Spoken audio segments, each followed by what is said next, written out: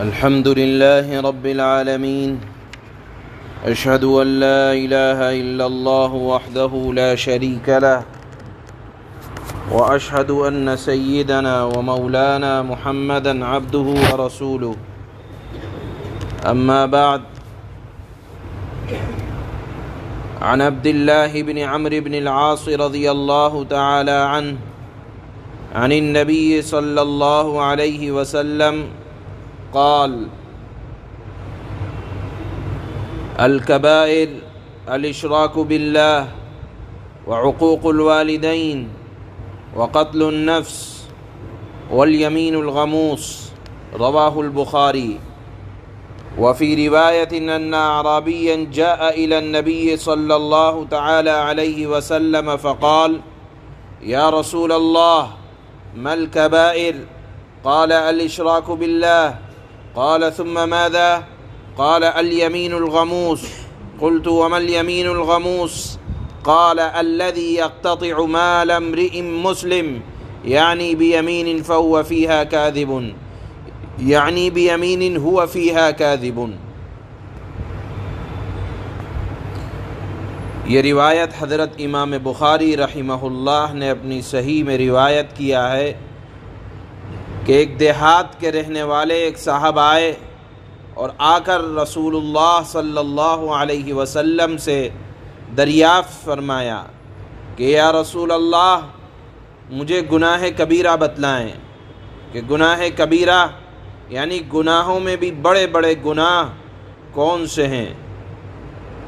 یہاں یہ بات یاد رکھنا چاہیے کہ گناہ چھوٹا ہو یا بڑا، لیکن گناہ کرنے سے پہلے یہ سمجھنا چاہیے کہ نافرمانی کس ذات کی ہو رہی ہے۔ وہ ذات قابل احترام ہے، اس کے حق میں یا اس کی بات نہ ماننا چاہے چھوٹی ہو یا بڑی، گناہ گناہ ہوتا ہے۔ لیکن وہ گناہ جن میں توبہ بہرحال ضروری ہوتی ہے، چاہے جتنی نیکیاں کر لیں، اگر توبہ نہیں کی ان گناہ سے تو ان گناہوں کو شریعت میں گناہ کبیرہ کہا جاتا ہے۔ یہاں انہی کا بیان ہے۔ صحابی نے پوچھا کہ ایسے کون سے گناہ ہیں؟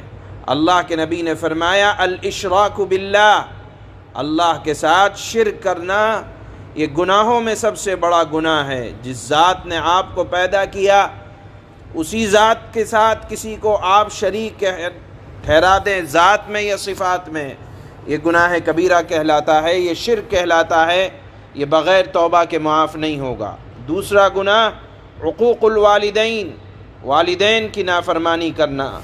یہاں یہ بات یاد رکھنا چاہیے کہ اللہ نے پہلے اپنا حق لازم کیا اور پھر اس کے بعد بندوں میں سب سے پہلا حق وہ والدین کا حق ہے۔ اس لیے والدین کی نافرمانی کو اللہ نے یا اللہ کے نبی نے اپنی نافرمانی کے بعد ذکر کیا تاکہ لوگ جان لیں کہ والدین کی نافرمانی اللہ کے بعد سب سے بڑی نافرمانی ہے۔ اس کے بعد وقتل النفس، اللہ کے نبی نے فرمایا کسی کو ناحق قتل کرنا یہ تیسرے نمبر کا سب سے بڑا گناہ ہے۔ اور چوتھے نمبر پر اللہ کے نبی نے فرمایا الیمین الغموس، جھوٹی قسم کھانا، یعنی کسی کا ناحق مال لینے کے لیے آپ اگر جھوٹی قسم کھاتے ہیں تو اللہ کے نبی نے اس کو گناہ کبیرہ میں شمار کیا ہے۔ اس کی توبہ کا طریقہ یہ لکھا ہے کہ جس کا مال لیا ہے جھوٹی قسم کھا کر، پہلے تو اس سے اس کا مال واپس کریں، اس سے معافی مانگیں، پھر اللہ سے معافی مانگے، اس کے بعد اللہ معاف فرمائیں گے۔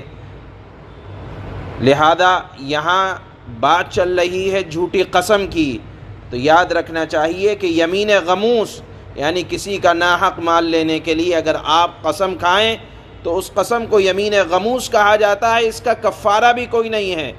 حضرت امام ابو حنیفہ نے فرمایا ہے کہ اگر کوئی اس طرح قسم کھا لے تو اس کا کوئی کفارہ نہیں ہے الا یہ کہ توبہ کرے، اور توبہ کا طریقہ یہ ہے کہ جس کا ناحق مال لیا ہے پہلے جا کر اس سے معافی مانگے، پھر اللہ سے معافی مانگے، تو یہ گناہ کبیرہ اللہ معاف فرمائیں گے۔ اس کو یمین غموس کیوں کہا جاتا ہے؟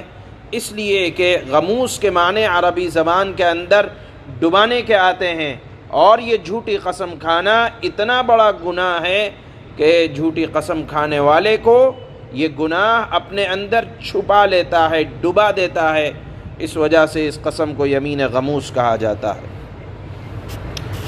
حضرت عبداللہ ابن عمرو ابن العاص رضی اللہ تعالی عنہ سے روایت ہے کہ نبی کریم صلی اللہ تعالی علیہ وسلم نے ارشاد فرمایا، بڑے بڑے گناہ یہ ہیں، میں نے بتایا یہ اس اعتبار سے بڑے ہیں کہ ان میں توبہ لازمی ہے، ورنہ گناہ چھوٹا ہو یا بڑا اگر یہ سمجھ لی جائے کہ ہمارے پیدا کرنے والے کی نافرمانی ہو رہی ہے تو پھر ہر گناہ جو ہے بڑا ہو جاتا ہے، لیکن چونکہ یہاں توبہ ضروری ہے اس وجہ سے اللہ کے نبی نے فرمایا کہ ایسے گناہ جن میں توبہ ضروری ہے وہ ہے اللہ کے ساتھ شرک کرنا، نمبر 2 والدین کی نافرمانی کرنا، ناحق کسی کی جان کو قتل کرنا، جھوٹی قسم کھانا۔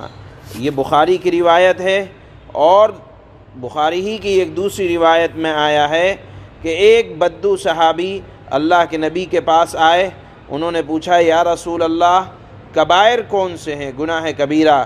اللہ کے نبی نے فرمایا اللہ کے ساتھ شرک کرنا۔ پھر انہوں نے پوچھا کہ اے اللہ کے نبی پھر کس کا نمبر ہے؟ اللہ کے نبی نے فرمایا الیمین الغموس، یمین غموس، جھوٹی قسم۔ صحابی نے فرمایا کہ یمین غموس کیا ہوتا ہے؟